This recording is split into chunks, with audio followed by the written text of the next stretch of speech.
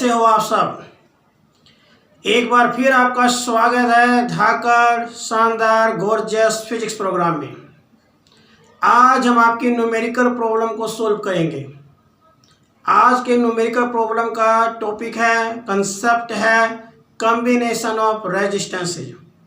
Resistance को combine जब किया जाता है तो कैसे उसके न्यूमेरिकल सोल्व होते हैं।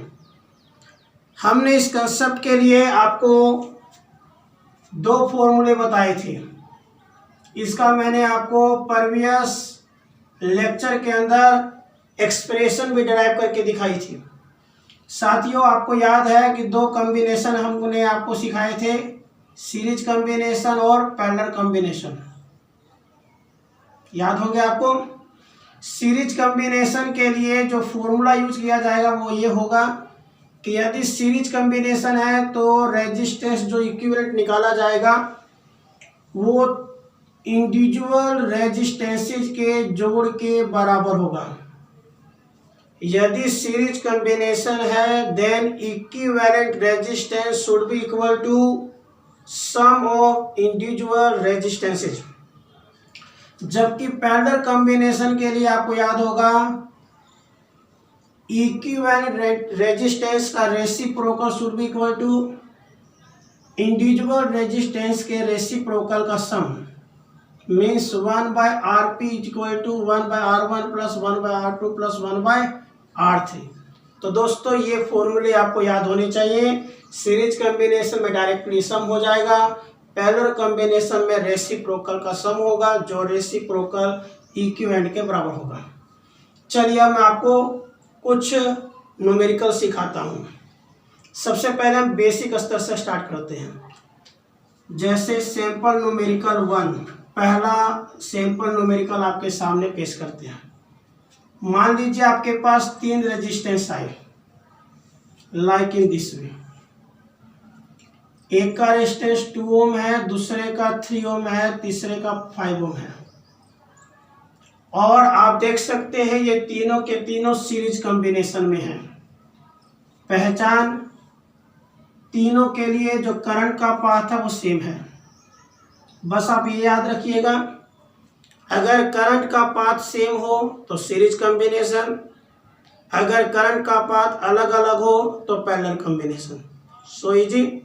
यदि पाथ करंट के लिए सेम है सीरीज, अगर अलग अलग है parallel. Same path series, different path parallel. यहाँ सेम पाथ है, ये सीरीज हो गया, इसीलिए सीरीज कॉम्बिनेशन का फॉर्मूला आपको याद है, क्या होता है R1 plus R2 plus R3। तो यहाँ R1 कितना है 2 ओम, R2 कितना है 3 ओम, R3 कितना है 5 ओम। तो कितना हो गया दोस्तों 10 ओम। तो सीरीज कॉम्बिनेशन के लिए बड़े आसानी से हमने यहाँ पर धाकड़ इक्विवेलेंट रेजिस्टेंस निकाल लिया। सेकेंड सैंपल न्यूमेरिकल आपको सिखाते हैं। अगर आ जाए पैरेलल में, जैसे मान लीजिए कुछ इस प्रकार से आ जाए, हमारे पास कुछ इस प्रकार से 3 रेजिस्टेंस आ जाए। ये है 5 ओम, ये है 10 ओम और ये है 20 ओम। कह दिया जाए बताओ भाई टोटल रेजिस्टेंस क्या होगा, इक्विवेलेंट रेजिस्टेंस क्या होगा। तो आप देख सकते हैं अगर ये ए पॉइंट मान लिया जाए, ये बी पॉइंट मान लिया जाए, तो यहाँ पे करंट के लिए पाथ अलग अलग है।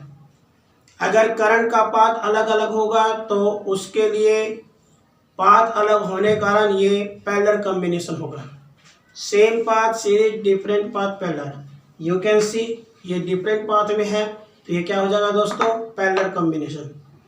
पैरेलल कॉम्बिनेशन के लिए सिंपल फॉर्मूला है 1/Rp is equal to 1/R1 plus 1/R2 plus 1/R3।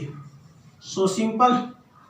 अब R1 कितना है 5, R2 कितना है 10, R3 कितना है 20। अब ये सिंपल मैथमेटिकल कैलकुलेशन हुई, इसको सोल्व कर लीजिए। 1/Rp should be equal to 5, 10, 20 का एलसीएम निकाल लीजिए। कितना आएगा एलसीएम 20 को 5 से डिवाइड कीजिए क्या आया 4, 4 1 जा 4, 20 को 10 से डिवाइड कीजिए, क्या आया 2, 20 को 20 से डिवाइड कीजिए, क्या आया 1, टोटल सोल्व कीजिए, 4 2 6 और 1 7, 7/20। ओके, 1/RP की वैल्यू क्या आ गई 7/20।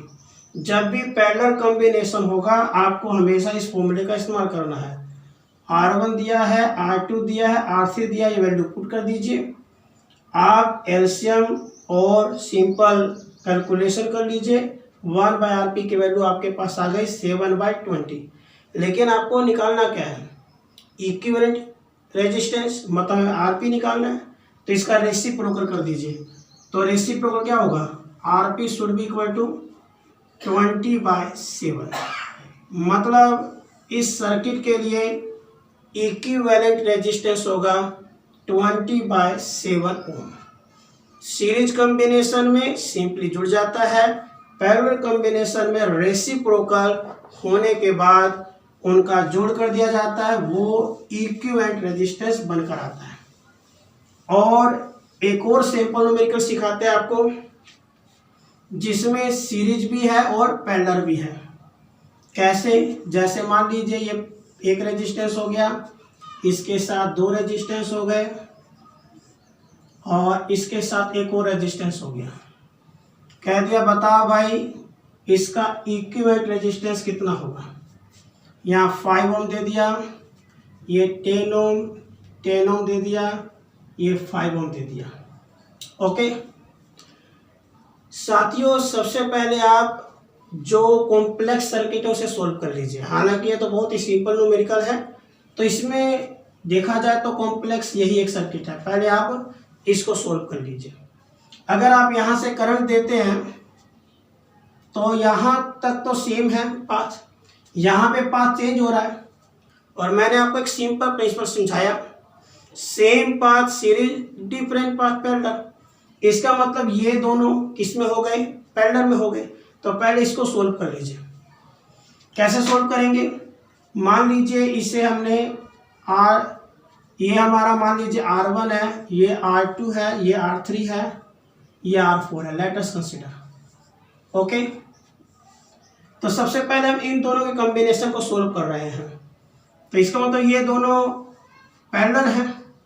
पैरेलल है तो क्या होगा 1/RP is equal to 1/R2 plus 1/R3, क्योंकि पैरेलल में इस तरह से ओम लगाया जाता है। R2 की वैल्यू कितनी है दोस्तों 10, R3 की वैल्यू कितनी है 10, एलसीएम हो गया 10, 1 + 1 दैट इज 2/10, क्या बन गया 1/5। कंफर्म। तो 1/RP की वैल्यू आ गई आपकी 1/5, तो यहाँ से RP की वैल्यू आ जाएगी 5। मतलब इसका जो इक्विवेलेंट रेजिस्टेंस हुआ इस सर्किट का वो कितना हुआ 5। अगर आप इसको सोल्व करें तो हमारे पास पहले ये वाला 5 है, फिर 5 ये हो गया, फिर लास्ट का 5। अब इन तीनों को आप ध्यान से देखिए, यहाँ से करंट का पाथ सेम है। अगर करंट का पाथ सेम है तो सीरीज हो जाएगा कि नहीं, तो ये सीरीज हो गया। तो सीरीज हो गया तो यहाँ पर रेजिस्टेंस क्या होगा, जो इक्विवेलेंट रेजिस्टेंस है वो होगा इन तीनों का जोड़, 5 + 5 + 5। तो दोस्तों कितना आ गया 15 ओम। तो साथियों इस सर्किट का इक्विवेलेंट रेजिस्टेंस होगा फाइनल 15 ओम। तो मुझे विश्वास है कि आपको सीरीज और पैरेलल के ये इजी कंसेप्ट समझ में आ गया होगा। और कॉम्प्लेक्स तरीके से न्यूमेरिकल और सोल्व करने के लिए फिर मिलेंगे सेम टाइम सेम जगह। जय हिंद, जय भारत।